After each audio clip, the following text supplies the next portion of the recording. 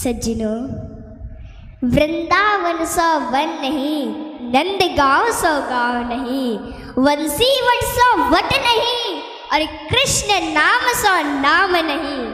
राधा मेरी स्वामिनी, मैं राधे को दास, जन्म जन्म मोहि दीजिए श्री वृंदावन को वास।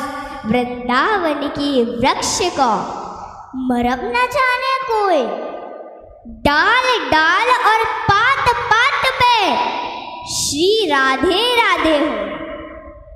राधा राधा कहते ही सब बाधा मिट जाए, कोटि जन्म की आपदा नाम लिए सो जाए। राधा राधा कहने से, राधा राधा कहते ही हमारी सारी बाधाएं मिट जाती हैं और जन्म जन्मांतर के जो पाप होते हैं वो सब नष्ट हो जाते हैं। सज्जनों, क्या आपको पता है कि राधा नाम की महिमा क्या है? एक भक्त के मन में यह प्रश्न पूछने का यह प्रश्न आया कि राधा नाम की महिमा क्या है, और उसकी उसी समय मृत्यु भी हो गई। तो जब वह यमराज के पास गया तो उसने पूछा कि राधा नाम की महिमा क्या है। यमराज से पूछा, यमराज ने कहा कि राधा नाम की महिमा क्या है। यमराज को नहीं पता। यमराज ने कहा चलो ब्रह्मा जी से जाकर पूछते हैं। अब यमराज उसकी पालकी को लेकर चला। यमराज खुद उसकी पालकी को चला रहा है। सोचिए, वो ब्रह्मा जी के पास गए। ब्रह्मा जी से उस व्यक्ति ने यही प्रश्न पूछा कि राधा नाम की महिमा क्या है। तो ब्रह्मा जी बोले यह तो हमें भी नहीं पता, चलिए शंकर जी से जाकर पूछते हैं। अब ब्रह्मा जी भी उनकी टोली में लग गए। अब शंकर जी के पास गए तो वही प्रश्न फिर पूछा गया। शंकर जी को भी नहीं पता। शंकर जी भी उसकी टोली और अपनी गोद में बिठा लिया और ब्रह्मा विष्णु जी है ना, वो ब्रह्मा जी से बोले, शंकर जी से बोले कि जाओ, अब तुम लोग जाओ। तो यमराज, ब्रह्मा जी और शंकर जी ने पूछा कि प्रभु आप पहले यह तो बता दीजिए कि राधा नाम की महिमा क्या है।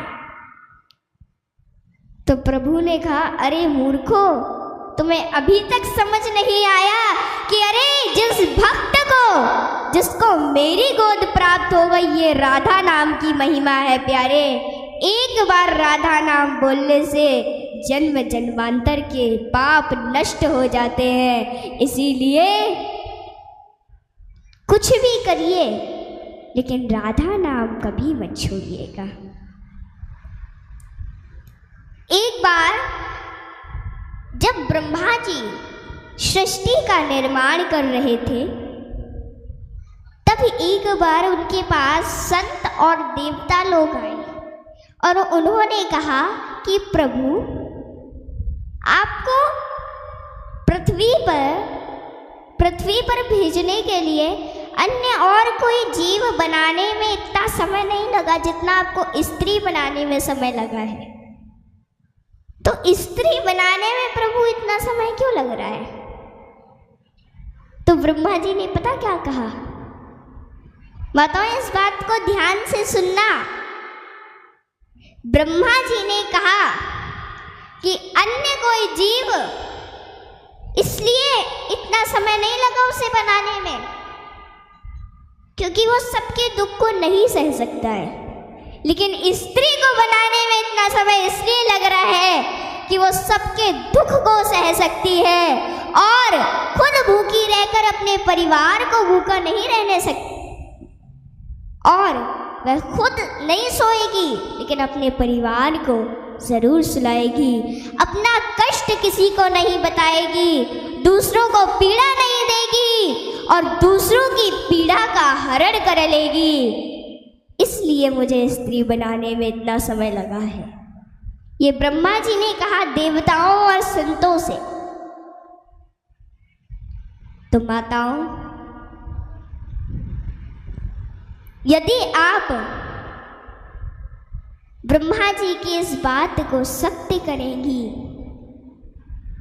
नहीं, मतलब मेरे कहने का तात्पर्य है कि अभी की जो माताएं हैं, कुछ माताएं ऐसी हो गई हैं जो चुगलियां बहुत करती हैं। सच बता रही हो, वो चुगलियां बहुत करती हैं। इसलिए और हाँ, एक कथा याद आई मुझे। एक पंडित जी थे, उनका नाम था अजामिल। अजामिल पंडित जी बहुत सुशील थे, बहुत सुशील ब्राह्मण थे। एक दिन वह जंगल से लौट रहे थे अपनी नित्य कर्म को करके। तो अब जब वह जंगल से लौट रहे थे तो हमारे मन में काम प्रवेश करने के दो मार्ग होते हैं, पहला आँख और दूसरा कान।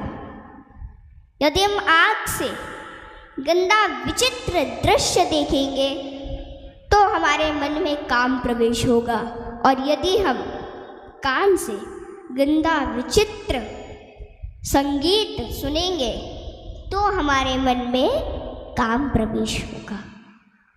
अब वहाँ पर अजामिल पंडित जी ने एक वैश्या को किसी पुरुष से संबंध करते हुए देख लिया। तो अब अजामिल पंडित जी के मन में काम प्रवेश हो गया।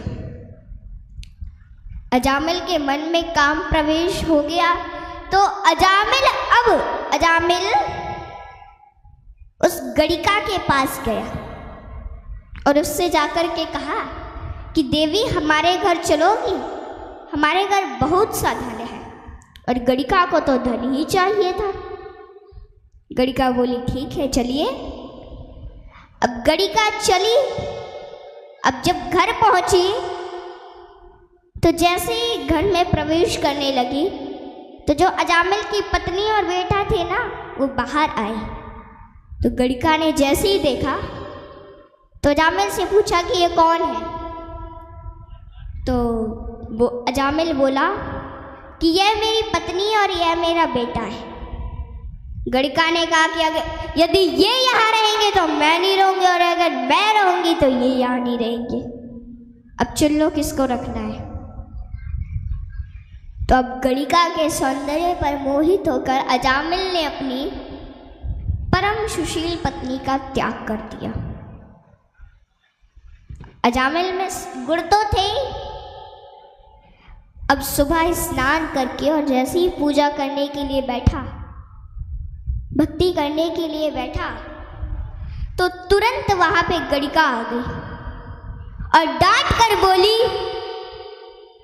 कि ये क्या भजन करने बैठ गए हो?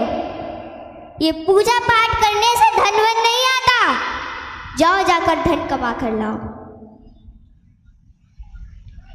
अब परम सुशील ब्राह्मण चोरी करने लगा। चोरी करते करते डाका डालने लगा। अब डाकू अजामिल के नाम से जाना जाने लगा। उसके माथे पर काली पट्टी और हाथ में नंगी तलवार रहती थी। और जब भी घर से बाहर रह जाता था ना, तो लोग अपने घरों के दरवाजे बंद कर लेते थे, दुकानें बंद कर देते थे। इतना डर था लोगों के मन में। और अजामिल के नगर में यदि कोई बच्चा रात में रोता तो माँ कहती कि बेटा शांत हो जा, वरना डाकू अजामिल आ जाएगा। बहुत डर था लोगों के मन में। एक दिन अयोध्या से कुछ संत श्री धाम वृंदावन की ओर आ रहे थे और संतों की मंडली भजन कीर्तन करते हुए आ रही थी। पहले तो संत पैदल ही चलते थे, अब उसमें एक अध्यक्ष जी और बाकी सब शिष्य थे। पहले संत पैदल चलते थे तो बहुत समय लगता था कहीं जाने में, लेकिन अब तो बड़े बड़े संत कार से चलते हैं। अब वे कुल 25 संत थे मंडली में, भजन करते हुए जा रहे थे। सीताराम सीताराम सीताराम कहिए, जाहि विधि राखे राम ताहि विधि रहिए। सीताराम सीताराम सीताराम कहिए, जाहि विधि राखे राम ताहि विधि रहिए। अब सभी संत जन जब जा रहे थे तो रात्रि का समय हो गया। अजामिल के नगर में आए, वहाँ पर किसी व्यक्ति से पूछा कि भैया यहाँ पे कोई किसी भक्त के घर में विश्राम मिलेगा? तो उस व्यक्ति ने संतों का मजाक बनाया और बोले कि बड़े संत बने फिरते हो, ऐसे भक्त के घर भेजेंगे ये जीवन भर याद रखोगे। उसने डाकू अजामिल का घर बता दिया। संत तो सरल हृदय के होते हैं, वे डाकू अजामिल के घर पहुंच गए। उस समय अजामिल घर पर नहीं था, उस समय उसकी पत्नी घर पे थी। द्वार पे गए, जाकर के कहा कि देवी कोई है अंदर, द्वार खोलो। अब द्वार खोला तो देखा गणिका ने कि संत आए हैं। गणिका ने प्रणाम किया तो संतों ने कहा, देवी भक्त अजामिल कहाँ है? अजामिल से जाकर के कहो कि संत आए हैं और रात्रि में यहीं सत्संग होगा, भंडारा होगा, राम जी का भजन होगा, कीर्तन होगा। तो गणिका के नेत्रों में आंसू आ गए और गणिका बोली कि क्षमा करें महाराज, मेरे पति कोई भक्त नहीं है, वो तो चोर डाकू लुटेरे हैं। महाराज, बचपन में मेरी माँ कहा करती थी कि बेटा संतों से कभी झूठ मत कहना।